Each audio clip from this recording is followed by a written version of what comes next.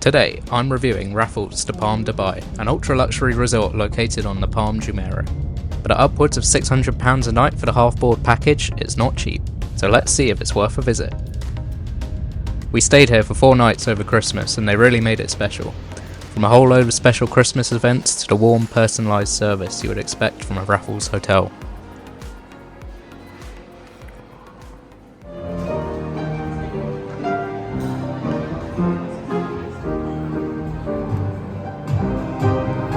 Right off the bat, you're greeted by an extremely flamboyant lobby, which feels more like a stately palace than a hotel. Also, just to note, I've stayed at the Raffles Singapore before, but this property is just on a whole new level of luxury. Personally, I prefer the more reserved style of the Raffles Singapore, but if flashy gold and silver trim on everything is your thing, then this is the place to be. We had booked a Premier Ocean room and happily got upgraded to the Premier Palm room. The rooms themselves are exactly the same, but the former overlooks the ocean whilst the latter overlooks the city. The room is spacious at 62 square metres, which also happens to be the same size as my apartment in London, so I felt at home. And the decor is really quite impressive. Extremely ornate, very clean, and personally I think it looks pretty good.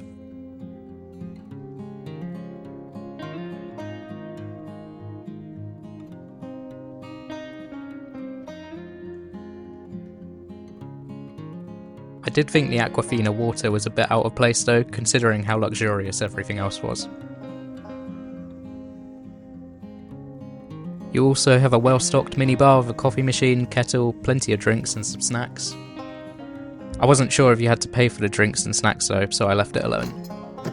But the tea and coffee were good, and there was also a fruit bowl that gets restocked every day.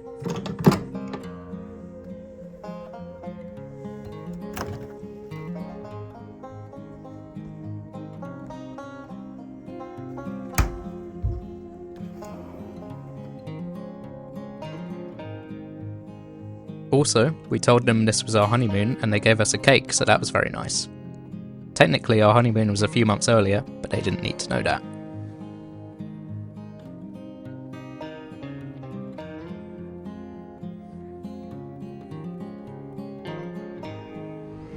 The balcony just has some simple chairs, but thanks to the semicircle design it's actually quite private. It's also got quite a nice view of the gardens and the city of Dubai in the background as well.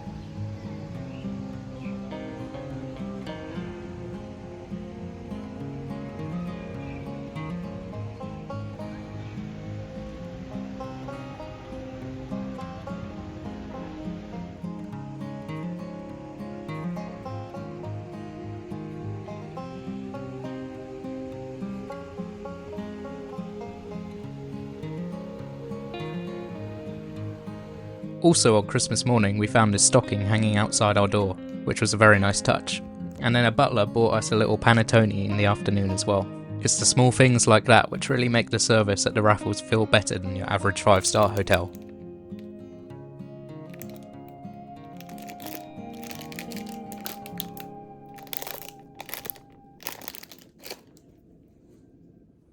Now here's the bathroom, which again felt very luxurious and came stocked with all the toiletries you could want.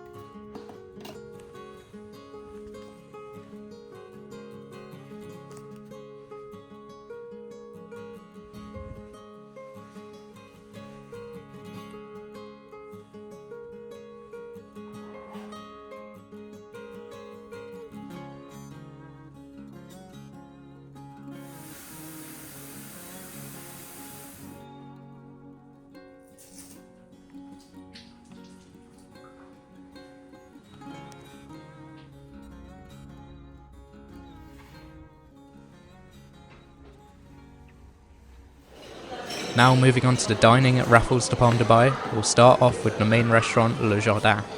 This is where you'll have breakfast, and they serve an impressive buffet at lunch and dinner too. Breakfast was great and everything we tried was well made and tasty.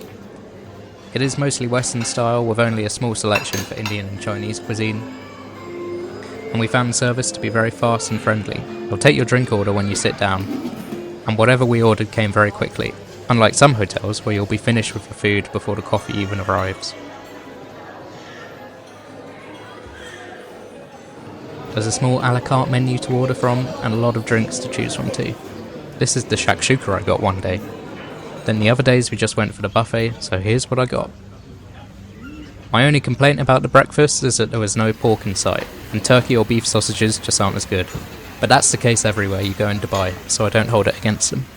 They had rambutans too, which are one of my favourite fruits. The outdoor seating is also very pleasant, and we noticed a guy walking around with a hawk to scare off birds. That's pretty unique if you ask me, and he even let some children hold it and take a picture with it, which I would have loved if I was 10 years old, and frankly, I would still love it as an adult too.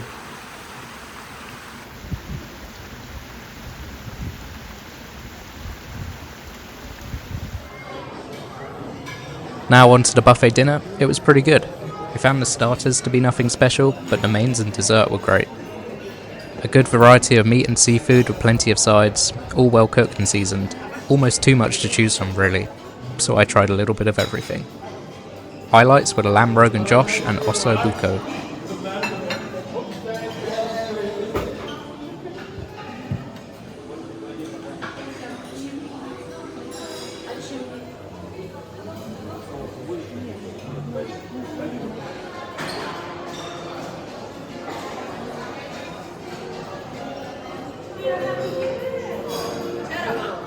Unfortunately, the lighting at our table was bad, so it doesn't look particularly spectacular. But rest assured, for a buffet this is pretty good. Especially the pistachio creme brulee for dessert. We also went to their Japanese restaurant, Matagi. You can still get a half-board discount here, but have to pay an extra 127 AED as a supplement. The portions here are small, but the food is delicious and some of the freshest sashimi I've ever had. And in case you're wondering, the reason it looks so empty is because we ate here at 11:30 PM. It's more lively earlier in the evening.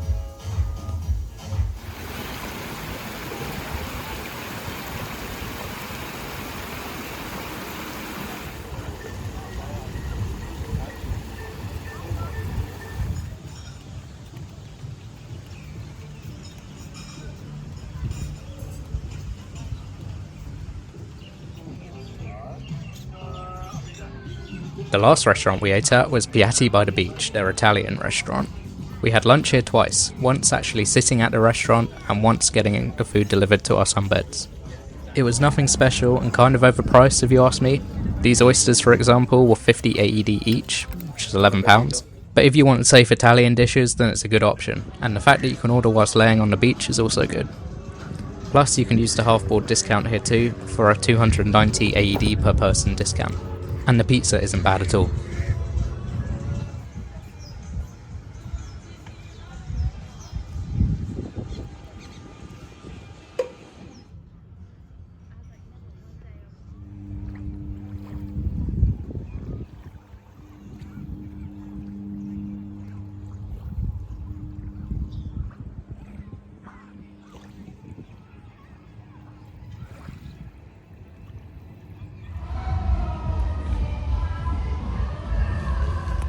And last but not least is a patisserie which was decorated as a gingerbread house over Christmas.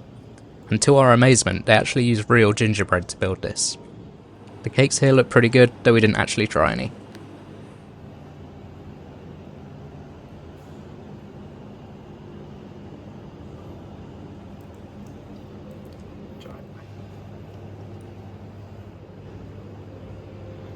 Now location-wise, the hotel is slightly inconvenient.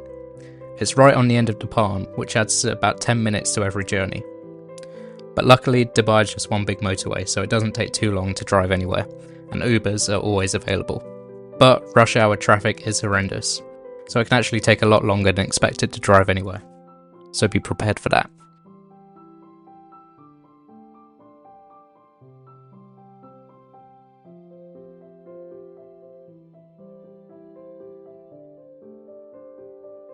There's a spa too, though at 800 AED or £175 for a 1-hour massage, we didn't bother.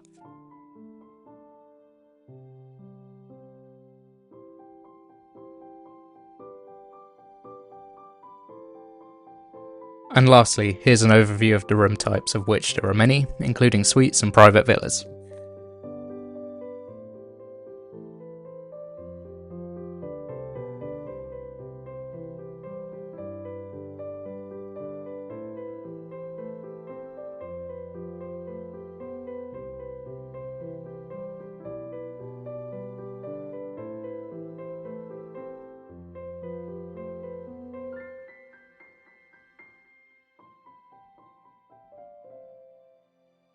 So thanks for watching, and hopefully this video helped you decide if Raffles The Palm Dubai is worth staying at.